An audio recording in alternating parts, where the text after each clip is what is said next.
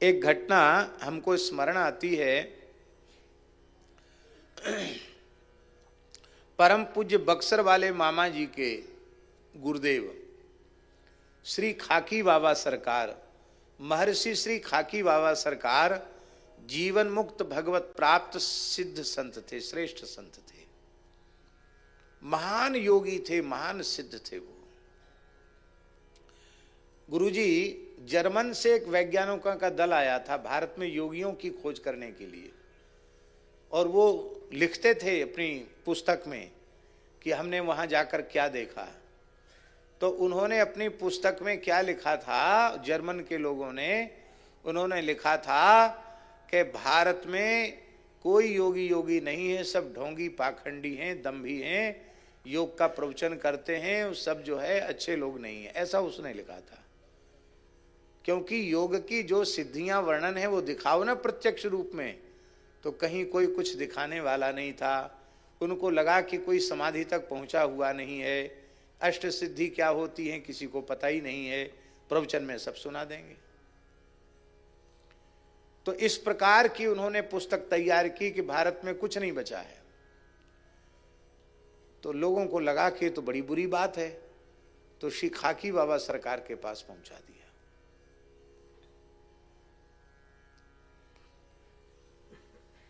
ये सत्य घटना है आनंदास जी महाराज बक्सर की। विश्वामित्र इंटर कॉलेज में बाबा विराजते थे। वो आए तो बाबा तो अपनी भाषा बोलते थे, जो भोजपुरी बोलते थे बाबा, शुद्ध हिंदी भी नहीं बोलते थे। अब वो विदेशी थे, उनको इनकी भाषा नहीं आती, उनकी भाषा इनको नहीं आती। आसपास वाले भी महात्माओं के पास ज्यादा पढ़े लिखे लोग होते हैं, ज्यादा पढ़े लिखे अनंत दास जी के जैसे,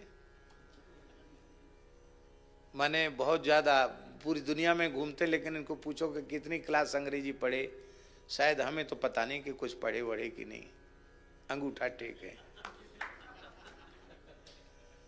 तो लोग महाराज समझ नहीं पा रहे थे उनकी बात, अब वो उनकी जिज्ञासा का समझ नहीं हो रहा था। बाबा तो अब एकदम फक्कड़ संत थे। तो बाबा ने सबको हटा दिया, और हटाने के बाद जर्मनी भाषा में बाबा बात करने लगे उनसे।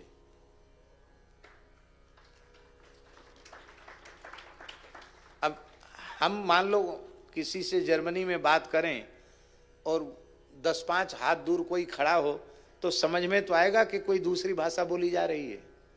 उनको बड़ा आश्चर्य हुआ कि बाबा कैसे बोल रहे हैं। एक एक प्रश्न वो करते चले गए, सबका समाधान बाबा उन्हीं की भाषा में करते चले गए। तो पहले तो उनको ये समझ में आया कि ये तो बिल्कुल पढ़े लिखे नहीं थे, मेरी भाषा में, अंग्रेजी नहीं बोल रहे, जर्मनी बोल रहे हैं ये। तो उन्होंने पूछा कि आप जर्मन गए क्या, आपने जर्मनी पढ़ी? तो उन्होंने कहा सारा ज्ञान, सारी भाषाएं, सारी विद्याएं जिससे प्रकट हुई हैं, हमने उसको जान लिया है, और हमको लगता है यही है, यस्मिन् विज्ञाते सर्वमिदं विज्ञातम भवति। संपूर्ण भाषाओं का ज्ञान हो जाता है। अब फिर बोले कि तुमने ये पुस्तक में क्या उल्टा पलटा लिख रखा है, तुम स्वयं ही ढोंगी पाखंडियों के पास गए, तुम महात्माओं के पास नहीं गए। योग की सिद्धियां देखना चाहते हो, गंगा जी थी सामने, गंगा जी पर आप ऐसे, भादों की चढ़ी हुई गंगा जी, उस पर ऐसे चलते हुए चले गए जैसे कोई सड़क पर चलता है, थल पर चलता है, उस पार चले गए। आश्चर्य।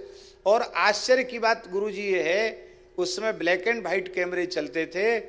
उस व्यक्ति, उन लोगों ने बाबा के फोटो, पानी गंगा जी की बाढ़ में धार पर चलते हुए कैमरे से फोटो निकाले,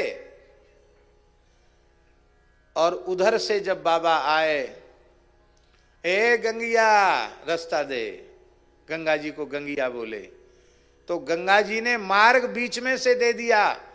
एक जल की दीवार इधर बन गई, इधर बीच में सूख गया, और आप बिना पंख के रज में चलते हुए, बिना जल के चलते हुए आ गए।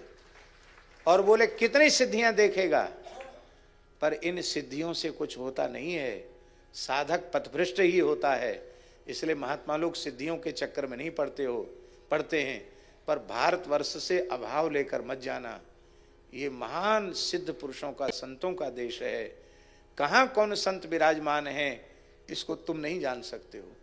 नहीं तो महाराज वो पता नहीं क्या क्या लिख देते भारत के विरुद्ध, तब नतमस्तक होकर के भी वहां से गए। ऐसे सिद्ध थे श्री खाकी बाबा सरकार। वैराग्य इतना तीव्र था कि स्त्रियों की छाया से भी वे दूर रहते थे। इतना तीव्र वैराग्य था उनमें। उनके एक मित्र महात्मा थे, वो सीताराम जी के मधुरोपासना के भाव के उपासक थे, सखी सहचरी भाव के उपासक थे। वो कभी कभी कहते थे कि बाबा रसमयी उपासना तो यही है। बाबा उनको क्या भगवान ने पुरुष बनाया है, अपने को स्त्री मानना ये कोई अच्छी बात है क्या? इस तरह से बाबा उनको फटकार देते थे। तो अयोध्या जी में कौन सा स्थान है? कामद कुंज। आज भी अयोध्या में स्थान है कामद कुंज। वहां के महापुरुष थे, श्री लक्ष्मण शरण जी नाम था शायद। श्री लक्ष्मण शरण जी नाम के महापुरुष थे, रामानंद संप्रदाय के महान रसिक सिद्ध संत थे, बड़े उच्च कोटि के नाम जापक थे। उनके पास खाकी बाबा को उनके मित्र संत दर्शन कराने ले गए। उनका दर्शन करके उनके मन में बड़ा भारी भाव जगा। एकदम गौरवर्ण, वृद्ध अवस्था, श्वेत के श्वेत दाढ़ी, एक पलका पर वो बेचारे वृद्ध तो थे ही, बैठ जाते, थक जाते तो लेट जाते। और वहाँ आसपास बैठने वाले लोग चर्चा नहीं कर सकते। सबको एक ही आज्ञा थी, श्री सीताराम, श्री सीताराम, श्री सीताराम। जितनी देर बैठना हो नाम सुनाओ और जाओ। और कोई बातचीत बाबा नहीं करते थे। ये वहां गए तो उनको बहुत अच्छा लगा खाकी बाबा को। तो एक दिन इनका मन हुआ कि बाबा वृद्ध हैं, थोड़े इनके चरण दबा में, जबकि वो किसी के भी शरीर का स्पर्श नहीं करते थे। स्त्रियों के स्पर्श से तो सर्वथा दूर थे। तो चरण दबाने के लिए बढ़े, चरण दबाने लगे।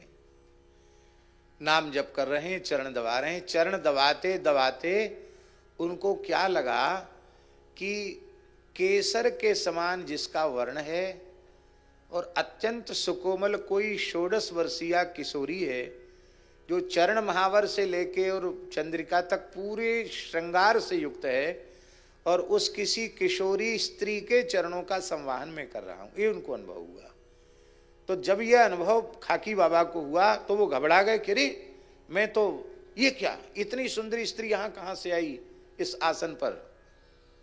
तो जैसी चौंक करके ऐसे वे हुए तो दूसरा आश्चर्य हुआ कि स्वयं को भी उन्होंने उसी स्वरूप में देखा। उनको लगा कि मैं भी किशोर अवस्था की कोई स्त्री हूं और ऐसी मेरी वेशभूषा है। उनको बड़ा आश्चर्य हुआ, अरे ये क्या हो गया, यह महात्मा थे वो इस स्वरूप में हो गए और मेरा भी स्वरूप बदल गया। तो वे सिद्ध संत गुरुजी उठकर बैठे और उन्होंने हाथ पकड़ करके खाकी बाबा से कहा, प्रिया अली तुम्हारा निज स्वरूप यही है। तब से खाकी बाबा सरकार प्रिया अली हो गए। रसिक संत थे प्रिया अली। तो यही बात यहां कही जा रही है। ये जो महाराज जी जरयत्यासुया कोशम निगीर्ण मनलो यथा, जैसे तीव्र जठराग्नि खाए हुए अन्न को पचा देती है, पचाने का मतलब न सही कर देती है, ऐसे ही ये जो दृश्यमान देहादि इंद्रियादि है, ये फिर देखने में जैसा रहता वस्तुतः संतों का वैसा नहीं रहता है। उनके भाव के अनुरूप, वे वात्सल्य रस के उपासक हैं तो उस भाव के अनुरूप, वे सख्य रस के उपासक हैं तो उस भाव के अनुरूप, वे दास्य भाव के उपासक हैं तो उस भाव के अनुरूप, और वे माधुर्य भाव के उपासक हैं तो उसके अनुरूप उनका दिव्य देह हो जाता है। निगीर्ण मन लो यथा, जैसा कि हमने अभी 1-2 दिन पहले स्मरण किया था पूज्या माता जी के संबंध में, कि उनसे यह पूछा गया कि आप तो चल फिर नहीं सकती, फिर आप कहती हैं कि हम भांडीर बन गई थी और वहाँ राधा रानी के संग गई सखियों के साथ खेल रही थी, तो कैसे ये हो गया? तो माता जी ने कहा कि यहाँ तुमको मेरा ऐसा स्वरूप दिखाई पड़ता है, वहां मेरा यह स्वरूप नहीं रहता है, ऐसा उन्होंने कहा। इसका मतलब है कि वो सिद्ध सहचरी स्वरूप उनको श्री किशोरी जी ने कृपा करके प्रदान कर दिया था। इसलिए वे मानसी में कहां कहां जाती थी, कहां कहां कैसी कैसी लीला का अनुभव करती थी। बड़ा विलक्षण, क्या कहना, हम क्या कहें आपको, ऐसा विलक्षण उनका, हम लोग भी निकट रहकर उनकी अंतःकरण की अवस्था को पहचान नहीं पाए कि उनका हृदय कैसा था। पर श्री ठाकुर जी ने कृपा करके जाते जाते कुछ झलक दिखा दी। यही है निगीर्ण मन लो यथा। ये महाराज जी लिंग देह ही ये देखने में केवल एक प्रकार के खोखा जैसा रह जाता है, बाकी कुछ रह नहीं जाता है। वो भगवत स्वरूप ही हो जाता है, भगवत तुल्य ही हो जाता है, भगवत रूप हो जाता है। अब एक विचित्र बात है, माता जी को प्रत्यक्ष रूप में कभी राधा बाबा का दर्शन नहीं हुआ, भाई श्री हनुमान प्रसाद पोद्दार जी का दर्शन नहीं हुआ, लेकिन वो कहें कि सखियों के सहित राधा रानी के सहित मानसरोवर गई थी। वहां कौन मिले? तो उनके कमरे में हमने कई संतों के चित्र लगा रखे थे, तो बोली ये बाबा हमको मिलते हैं। राधा बाबा को कहा, भाई जी का चित्र, बोले ये मिलती है जो भगत जी है ना, ये मिलते हमको वहां। एक बार बोली श्री स्वामी हरिदास जी महाराज मिले, और कहा स्वप्न में गई थी कि ध्यान में गई थी? तो हाथ खोल के कहा देखो ये मानसरोवर की रज है, हमारे पैर देख लो, हम रज में चल के आए हैं। जबकि पेट में तो नली पड़ी हुई थी, वहां कोई धूल मिट्टी का काम नहीं था। यही है निगीर्ण मन लो यथा। इस प्रकार से ऐसा हो जाता है। जिस दिन माने शरीर शांत हुआ है कार्तिक शुक्ल एकादशी को, उसके पहले अक्षय नवमी आई, तो माता जी कहने लगी कि हमको वृंदावन की परिक्रमा करा दो। अब व्हील चेयर पे हैं, शरीर कमजोर है, इन्फेक्शन का डर है भीड़ भाड़ में। डॉक्टर लोग ऐसे ही बोलते हैं कि नली पड़ी है, इन्फेक्शन हो जाएगा, फिर यूं हो जाएगा त्यों हो जाएगा। अब उनकी इच्छा पूर्ति नहीं होती थी, वो रोने भी लग जाती थी। नहीं, हमको तो वृंदावन की परिक्रमा करना। नहीं ले गए परिक्रमा। 10वीं को बोली कि हमारे पैर थोड़े ठीक कर, दबा दो। क्यों? हम वृंदावन परिक्रमा करके आए। किसके साथ गई थी? आप तो चल नहीं सकती। उधर राधा रानी सखियों के साथ आई थी, कहा चलो परिक्रमा चलो, तो परिक्रमा करके आई।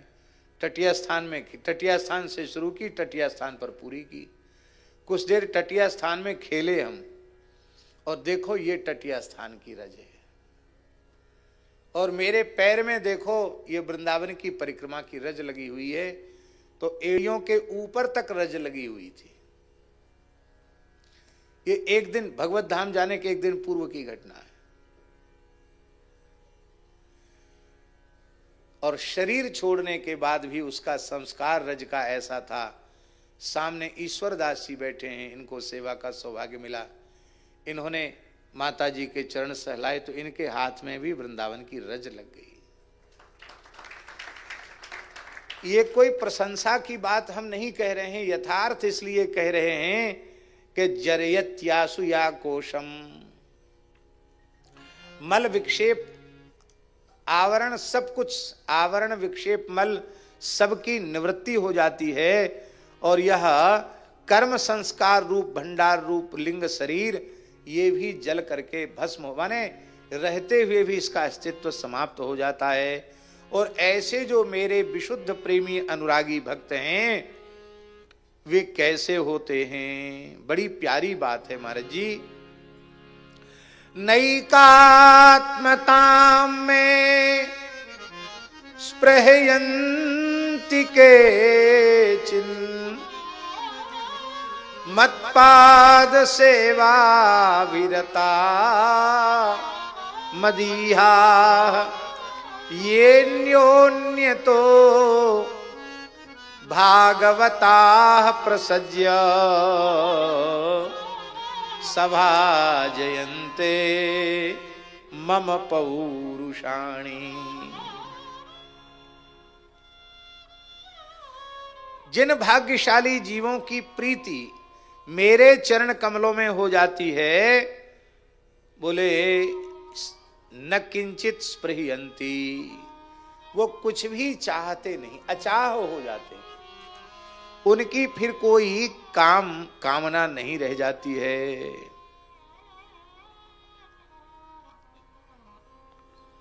वे क्या करते हैं? नैकात्मतां में स्पृहयन्ति केचिन मत्पाद सेवाभिरता। वे निरंतर मेरे चरण कमलों की सेवा में लगे रहते हैं। और मदीहा, मेरी इच्छा ही उनकी इच्छा बन जाती है। ये न्योन्यतो भागवता प्रसिज्य सभाजयन्ते मम पौरुषाणि।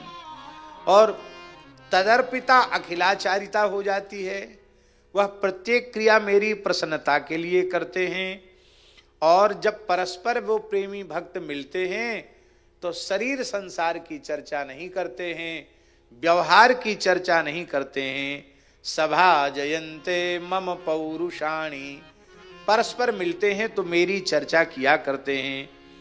और कहते हैं कि वे मेरे भक्त ऐकात्मताम न स्पृहयन्ति। ऐकात्म काम का अर्थ है वो मुझसे ऐक्य भाव, ब्रह्मात्मैक्य भाव, माने जो कैवल्य मोक्ष है उस कैवल्य मोक्ष की भी इच्छा उनके मन में नहीं होती है। मेरे नाम रूप लीला का ऐसा स्वाद उन्हें मिल जाता है कि स्वाद के आगे कैवल्य मोक्ष का सुख भी उन्हें तुच्छ समझ में आता है, उसकी भी इच्छा उनकी नहीं रह जाती है। फिर क्या करते हैं? पश्यन्ति ते मे रुचिराण्यं वसन्तः प्रसन्न वक्त्रारुण लोचनानि रूपाणि दिव्यानि वरप्रदानि साकं वाचं स्पृहणीयां वदन्ति। संतः, हे माताजी, वे साधुजन आंख मूंदते हैं तो मुझे अपने भीतर देख लेते हैं, और आंख खोलते हैं तो मुझे अपने बाहर देख लेते हैं। मदतिरिक्त कुछ भी उनके ध्यान में नहीं रह जाता है। गदाधर भट्ट जी का एक पद है, उसमें गदाधर भट्ट जी कहते हैं, एक जू मेरी अखियन में निशि दिवस रह्यो करिभौन गाय चरावन जात सुन्यो सखी सोधो कन्हैया कौन। गाय चराने वाला कन्हैया कौन है? मैं आंख खोलती हूं तो भीतर दिखता है, आंख खोलती हूं तो बाहर दिखता, आंख बंद करती हूं तो भीतर दिखाई पड़ता है। ये गैया चराई वारो कन्हैया कोई दूसरो ब्रज में आए गयो का, ऐसा सखी कह रही है। वो मेरे अरुण नयन और परम मनोहर मुखारविंद का दर्शन करते हैं, मेरे दिव्य दिव्य स्वरूपों की झांकी करते हैं। और झांकी ही नहीं करते, साकम वाचम स्पृहणीयाम वदन्ति, बड़े प्रेम के साथ मेरे साथ संभाषण करने लग जाते हैं। यहां महाराज जी एक विशेष बात है, स्पृहणीयाम, बड़े बड़े सिद्ध पुरुष, बड़े बड़े योगी, बड़े बड़े अमलात्मा विमलात्मा परमहंस महात्मा भी चाहते हैं कि भगवान से हम मीठी दो बात करें, पर उनको विचारों को एक झलक ही मिलती है, भगवान उनसे बतराते नहीं हैं। पर भगवान अपने प्रेमी भक्तों से लगातार बात करते रहते हैं। श्री कुंभनदास जी के जीवन का एक प्रसंग आता है। श्री कुंभनदास जी महाराज परम अकिंचन भक्त थे।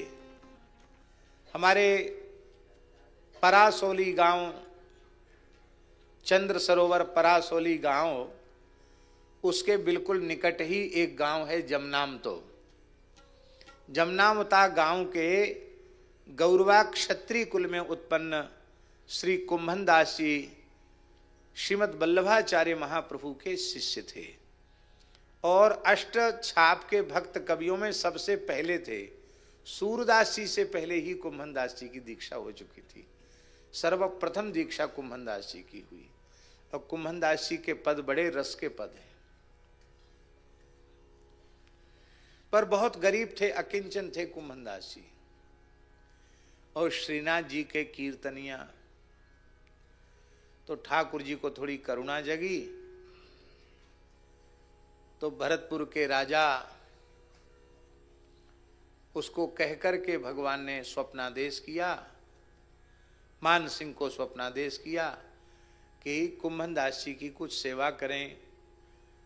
तो वो स्वप्न के संकेत से आया दर्शन करने। तो महाराज स्नान ध्यान करके बैठे थे तो अपनी लाली से कहा, लाली मेरे भजन की आसनीय लिया और आरसी है लिया। आरसी माने दर्पण लिया, तो तिलक कर लूं और बैठ के कुछ माला फेर लूं।